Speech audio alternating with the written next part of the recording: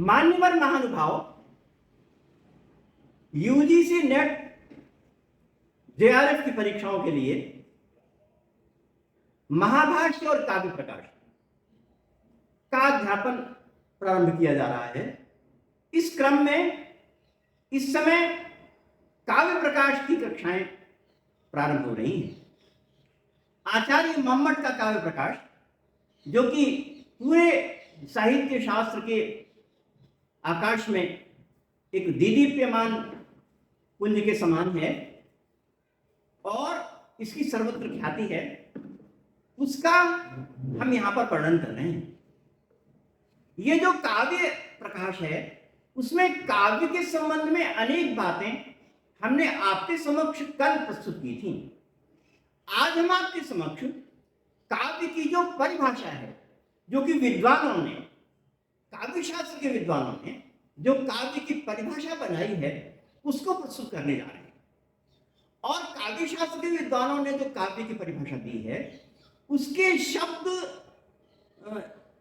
थोड़े थोड़े अलग हैं, परंतु उनका भाव, उनका जो आधार है वो लगभग एक ही प्रकार है।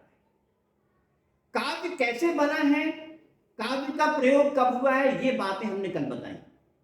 उसकी परिभाषा भाभा ने लिखी है, शब्दार्थौ सहितौ काव्यम, अर्थात शब्द और अर्थ ये दोनों मिलकर काव्य होते हैं। बहुत ही आसान परिभाषा, शब्दार्थौ सहितौ काव्यम, शब्द और अर्थ मिलकर काव्य होते हैं। इस पर प्रश्न उपस्थित होता है, शब्द और अर्थ तो हर जगह मिलकर ही कार्य करते हैं। कोई भी वाक्य बोले, कोई भी छोटा से छोटा वाक्य बोले, कोई बालक भी कोई वाक्य बोले, तो उसमें शब्द और अर्थ तो रहता ही है। ऐसा कोई भी वाक्य कोई मनुष्य नहीं बोलता जहां पर केवल शब्द ही शब्द, अर्थ कुछ हो ही नहीं, अथवा अर्थ के बिना, शब्द के बिना केवल अर्थ हो, ऐसा भी नहीं होता। जब भी बोलते हैं तो शब्द और अर्थ दोनों एक साथ होता ही है। तो फिर ये बात कैसे कही? मैं अगर कहूं कि बालकः पठति, छोटा सा वाक्य है, तो इसमें शब्द भी है और अर्थ भी है, तो क्या ये बालकः पठति काव्य है? इसको हम तो काव्य नहीं कहते, ये तो काव्य नहीं कहा जा सकता।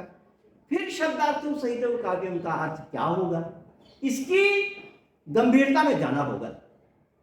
इसका मतलब ये कि शब्द और अर्थ मिलकर ऐसी दशा में या ऐसी स्थिति में काव्य बनते हैं जहां पर उस अर्थ के लिए वही शब्द हो, अथवा वह शब्द उसी अर्थ को बता रहा हो, वह शब्द अन्य किसी अर्थ को देता ही ना हो, केवल मात्र और केवल मात्र उस अर्थ के लिए उसी शब्द का प्रयोग किया गया हो, यह कर सकते हूं, तब वह शब्दार्थ सहित काव्यम होगा। हम कोश ग्रंथों में देखते हैं कि कोश के अनेक शब्द जो है पर्यायवाची होते हैं। वारी और जलम और अम्बु का एक ही अर्थ है, पर्यायवाची हो जाते हैं। परंतु इसमें परिभाषा के अंतर्गत कोई पर्यायवाची नहीं होता, सबके सब शब्द असाधारण होते हैं, एकमात्र और एकमात्र उसी अर्थ को कहते हैं। उस अर्थ को कहने वाला दूसरा शब्द है ही नहीं, या उस शब्द से केवल वही पर्टिकुलर मीनिंग प्रकट होता है, अन्य कोई अर्थ प्रकट हो ही नहीं सकता। इस प्रकार की स्थिति इस काव्य की परिभाषा में होती है। तो ऐसी स्थिति में अब हम बालकः पठति को काव्य नहीं कहेंगे, क्योंकि बालकः के पर्यायवाची को हम यहां पर रख सकते हैं, पठति के पर्यायवाची अदिति भी रख सकते हैं, तो भी कहेंगे कि अर्थ संपन्न हो गया। मगर साहित्य और काव्य की दृष्टि से अगर हम किसी का दूसरा पर्याय रख पाए तो वह काव्य नहीं बना, अपितु तो वही शब्द का प्रयोग होना चाहिए। तो इस प्रकार की स्थिति जो बड़े बड़े कवि हैं, महाकवि कालिदास हैं या अन्य हैं, उनमें ऐसे देखा जाता है। उनमें हम देखते हैं कि उस स्थिति में वही शब्द आएगा, दूसरा नहीं आएगा।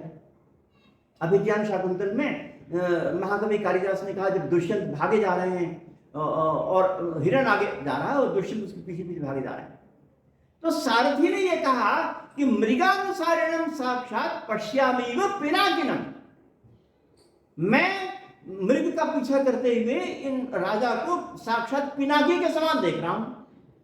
तो पिनाकी मतलब, पिनाक का अर्थ धनुष होता है, उनका जो धनुष अपना है, शिव जी का जो धनुष है, उसको देखता हूं। तो यहां पर शिव जी के धनुष वाला देखता हूं। यहां पर पिनाकी शब्द इतना बढ़िया है कि दूसरा शब्द आ ही नहीं सकता, दूसरा शब्द आ ही नहीं सकता।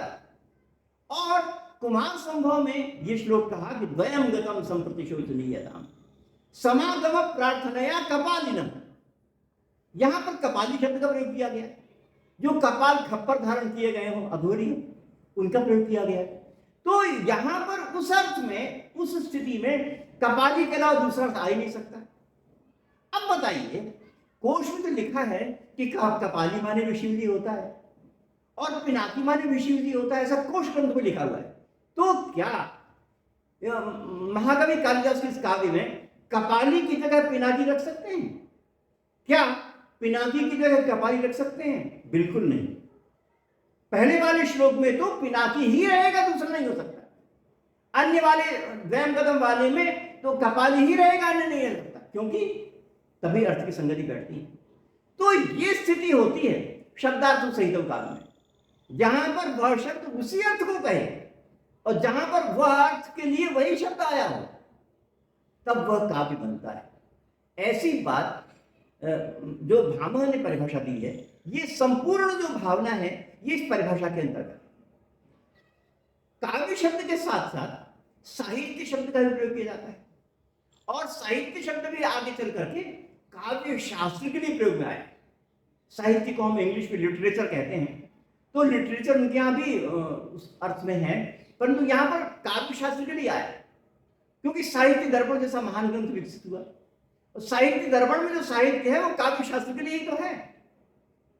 तो वहां पर जो काव्य शास्त्र साहित्य शब्द का, उसका भी वही अर्थ है, उसी प्रकार साहित्य शब्द का हम लोग विग्रह करते हैं शब्दार्थयोः सहितयोः भाव साहित्यम। शब्द और अर्थ इन दोनों के साथ साथ होना, सहित माने साथ साथ, भाव माने होना, शब्द और अर्थ इन दोनों का साथ साथ होना, इसको कहते हैं साहित्य। और ये ठीक वही भावना आ रही है इस विग्रह में, जो बात काव्य में कही गई, काव्य में कही गई, शब्दार्थ सहित भाव काव्य में कही गई, ठीक वही भावना आ रही है। क्योंकि यहां पर भी प्रश्न हुआ कि शब्दार्थ सहित भाव, सहित माने साथ साथ होना, तो शब्द और अर्थ का साथ साथ होने का क्या मतलब? फिर वही बात कि जहां पर अन्योन्यातिरिक्तत्व हो, जहां पर उसकी जगह पर कोई दूसरा शब्द न रखा जा सके, इसलिए उसको साहित्य कहते हैं। ये बात साहित्य। ये बात जो मैंने आपके समक्ष इतनी बातें रखी हैं, उस बात को विस्तार देते हुए आगे कुंतक ने अपनी बात कही। आचार्य कुंतक ने वक्रोक्ति जीवित में ये जो बात मैंने अभी कही, उसको विस्तार देते हुए कही। उन्होंने कहा कि अन्योन्यातिरिक्तत्व मनोहारिण्य अवस्थिति काव्यम, काव्य की परिभाषा दी। यानी भामह ने जो परिभाषा दी वो लगभग संक्षिप्त थी,